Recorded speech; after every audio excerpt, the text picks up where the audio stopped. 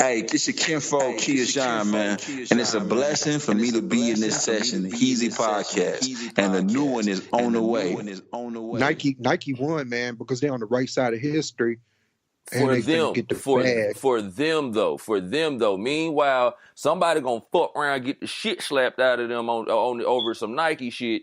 You know what I'm saying? In real life, and I want to see if I get caught up. If somebody, if I'm wearing some Nikes out in public or something, and then some racist motherfucker, this hypothetical, but if some racist motherfucker come spit on my Nikes or something, and then try to walk off, and then I ram this nigga head into a brick wall and shit, are they gonna put me on the front of an ad, nigga? You know what I'm saying? Are they gonna make me a part of an ad campaign? Are they gonna pay these lawyer fees? Are they gonna make sure that they don't throw me under the jail?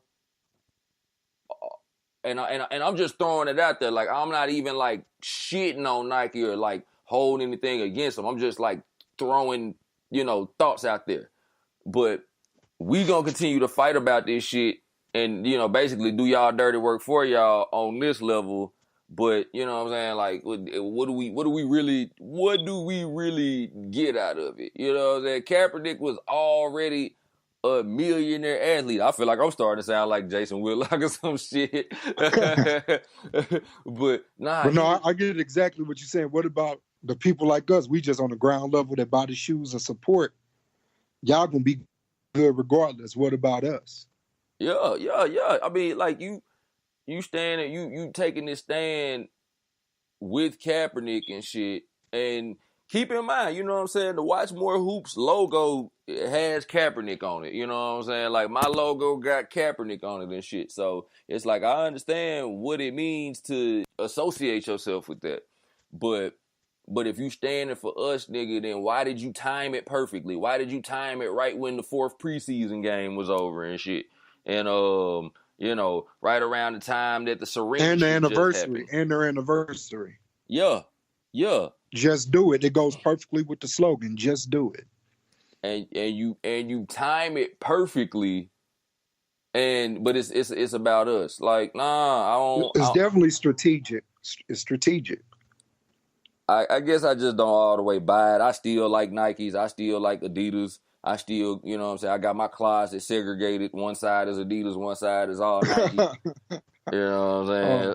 So it ain't got to be checks over stripes. It could be checks with stripes. And I guess I just hate how divisive this shit is. I think that's the crux of it all for me, is I hate how we're further divided by yet another pop culture event. Yeah, I see what you're saying. That's an interesting perspective. Like you say, the company's going to be straight, but it's the people that just live everyday life. They got to go through the bullshit. Like you say, people look at you funny because of Nike, because of Nike might do something to you because you got this on and Nike don't got shit to do. Or they, you get what I'm saying? They don't have a career in the world when we got to deal with it. We the ones on social media going back and forth. And it goes back to what I was saying about division makes money, nigga. If we bickering about some shit, you know what I'm saying, then Nike in everybody's mouth right now. You know what I'm saying? Good or bad. You know what I'm saying? Everybody emotional, man. That's the best way to sell today, is to be controversial. Get emotions everybody involved. Everybody in their feelings. What's the number one song in America? In My Feelings. Everybody in their feelings. Yeah. Controversy sell. Emotional appeal sell. Case closed. Yeah. But that's the reason I'm not going balls deep with this shit. Like, Nike did it, man. They did it for the culture, man. Like, man, they did it for the paycheck, cuz. Like, this is no different than any other thing. This is no different than a rapper goddamn beefing with somebody when he got an album coming out. Shout out to Pusha T. They did it for the culture, but they did. It's like your parents. They buy you nice shit because they love you, but at the same time, yeah, I got it. You throw these kids these crazy birthday parties and shit like that because you love them, but you want to say, yeah, I got it. So back to Nike. Yeah. Go ahead. Go in. So yeah, back to Nike, like how you were saying about how you think that, like I say, it's definitely for the paycheck, but I believe they actually for the culture as well. And the analogy I was saying was it's just like a parent that throw their kid an elaborate birthday party. It's because they love them, but at the same time, they want to show off like, yeah, I got it. They buy their kids all the freshest clothes and shoes and Nikes. Jordan is a symbol just to say, I got it. I could spend $200 on a pair of shoes. And to show, hey, I love you, son. I love you, daughter. Here you go. And that's what Nike doing as well. They showing love and they reaping the benefits and rewards of it as well. So it's a win-win for them. Yeah.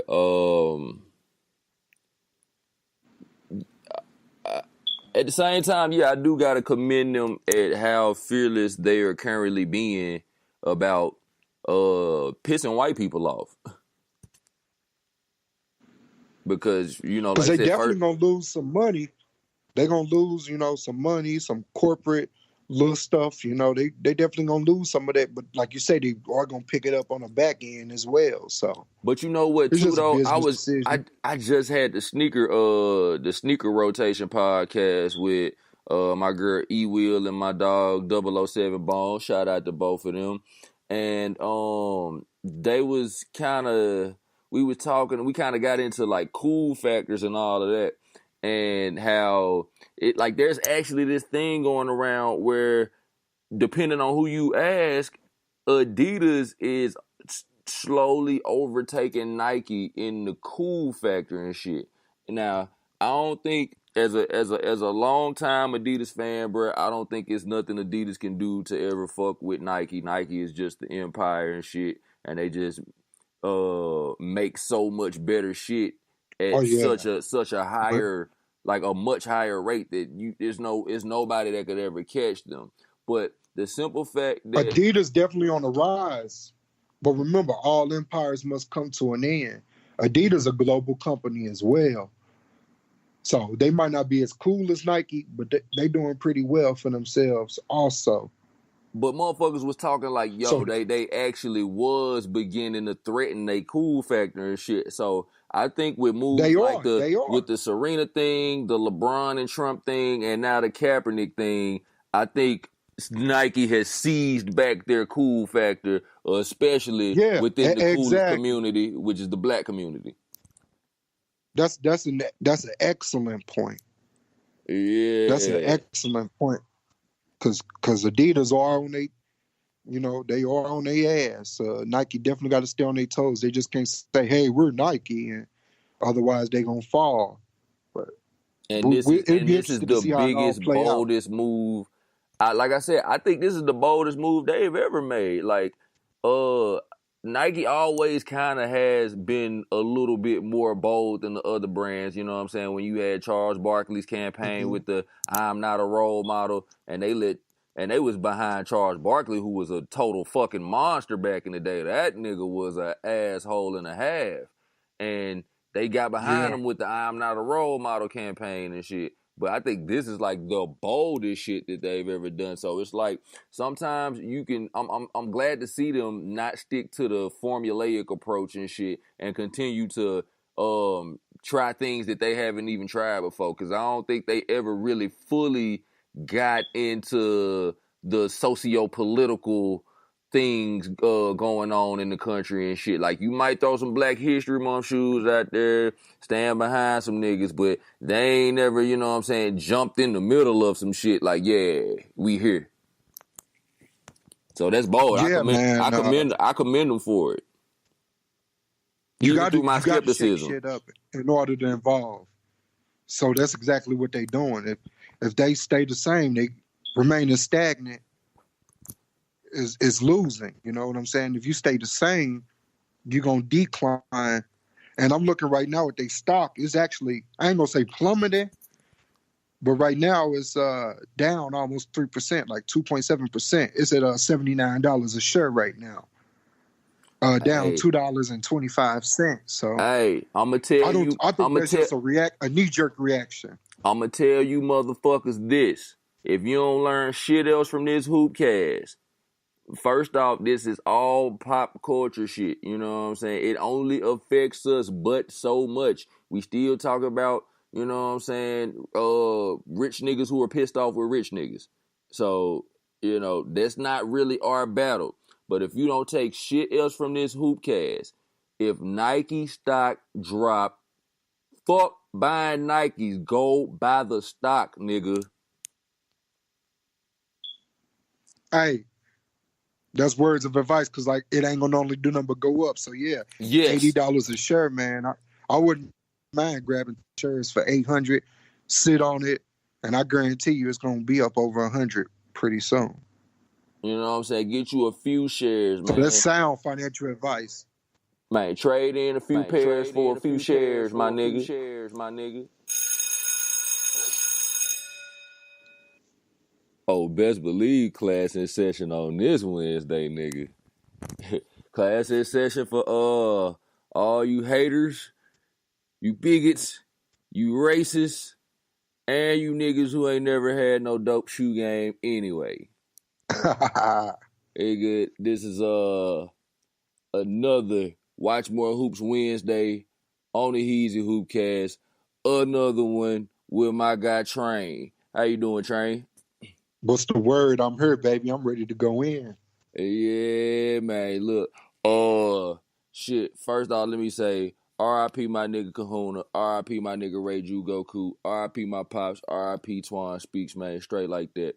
And we finna jump straight into it, nigga. I love when this happens because, see, me and you were conferring earlier in the week. Like, okay, so, you know, like, what's the next Wotch Mor Hoops Wednesday gonna be about? Like, And then the skies parted, all of the clouds parted, the sun shone down, and then this Nike and Colin Kaepernick shit happened, and I was like, thank you, podcast gods.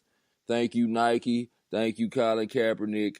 Oh, here it is. So we had a couple of other topics like the whole, you know, WNBA wages and LeBron on the shot. Yeah, we gonna go ahead and skip all of that. Unless you got, you know, anything profound to say about those things. Oh no, we can hit that up at the end, you know, if we are done with Nike. But as far as you know, Nike and Kaepernick, let's just do it, baby. Yeah, let's just do it. No pun intended. Man, look, okay, I want to start it off like this then, because I already know you ready. I already know you fired up and shit, man.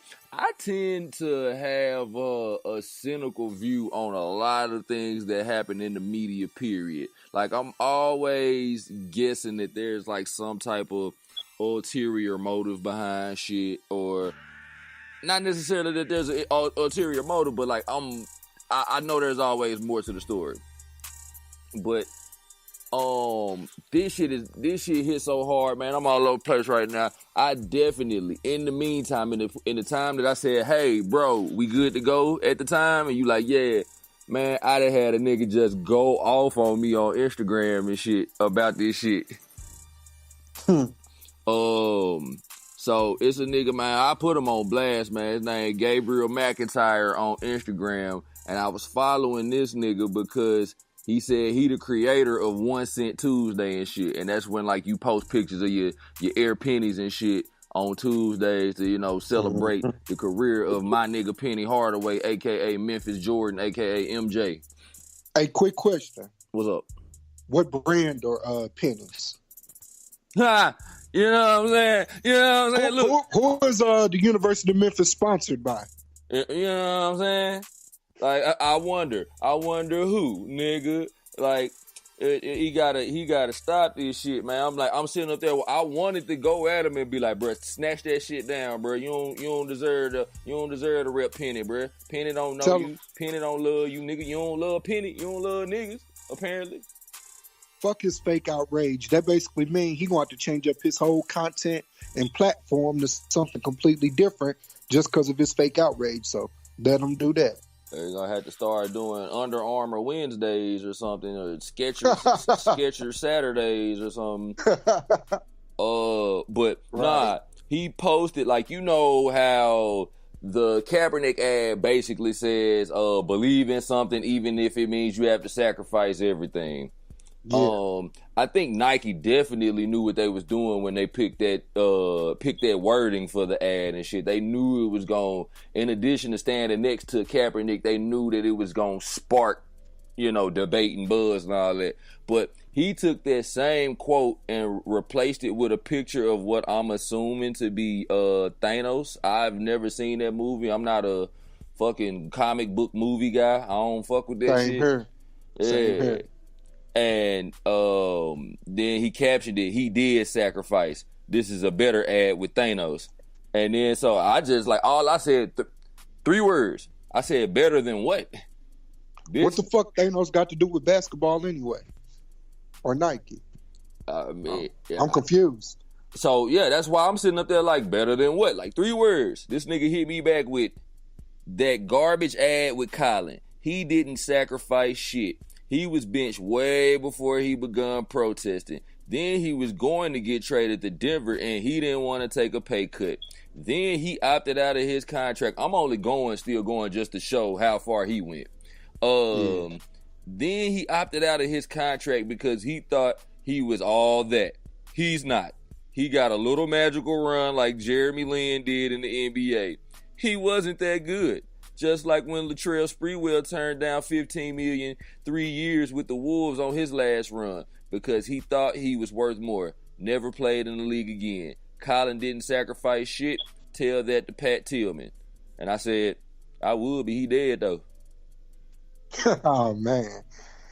Yeah, I definitely want to talk about that. First thing first, I always call it spade a spade. I'll be real. At the beginning, I thought Colin, he was, just mad because he had got benched or whatnot. So I was like, oh man, this fake.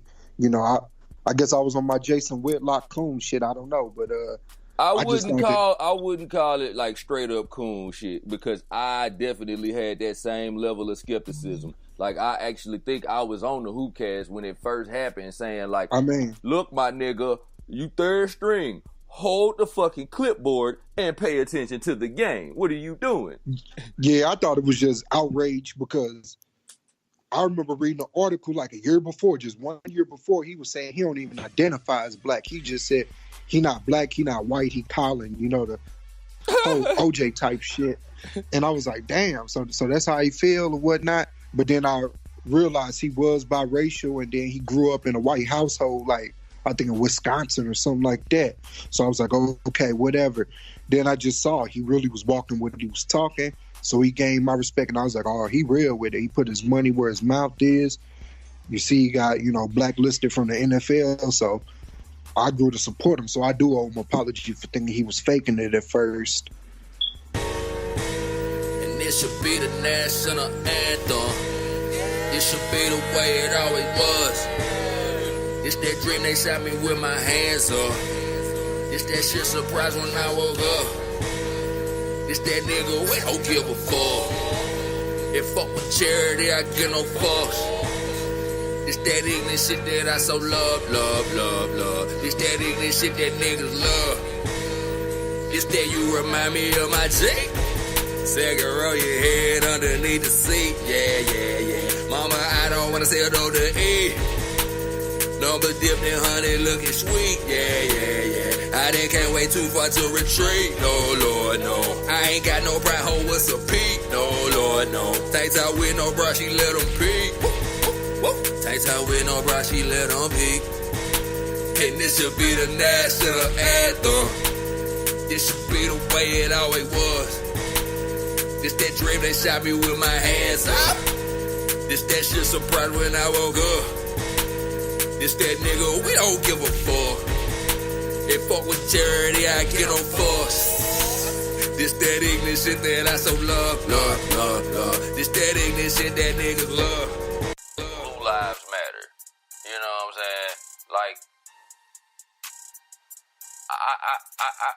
I've been on the earth for a hot ass second and shit, man. And the world wasn't always this sensational. I mean, we didn't always have this many avenues for the sensationalism to live in, but the world wasn't always, it wasn't always hey, I support my local police. Man, the police was them niggas over there that did that.